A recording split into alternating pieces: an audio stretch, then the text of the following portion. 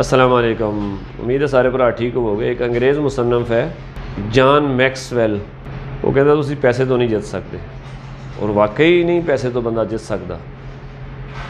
अगर असी इनू कमाउण ते फोकस करते हैं, कमाउण लग पैंदे हैं, दिन रात मेहनत करते हैं, तो लोग कहते देख यार कितना मादा परस्त है, हर टाइम पैसे पैसे पैसों के पिछे दौड़ रहे हैं।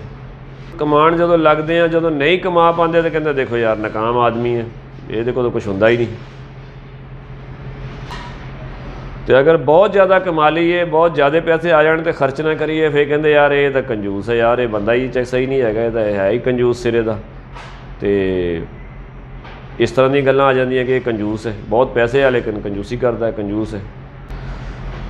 और अगर थोड़े को कमाए पैसे है वाहवा सारे, और तुसी खर्चा दिल खोल के करते हो तो फिर फजूल खर्च कहलाते हो कि भाई ये तो बंदा ही फजूल खर्च है। कमाउण की फिक्र ना करो तो फिर तुसी सुस्त ते काहल कहलाते हो, यार इस बंदे को फिक्र ही कोई नहीं कि पैसे भी कमाने आ, जिंदगी भी गुजारनी है, तो ये सुस्त या काहल बना देंगे हैं।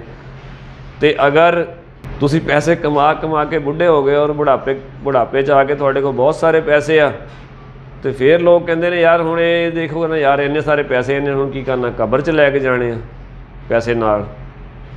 तो मतलब कहण दा कि तुसी पैसे तो नहीं जित सकते, ਉਹਦੀ गल बिल्कुल बजा है कि पैसे तो तुसी नहीं जित सकते।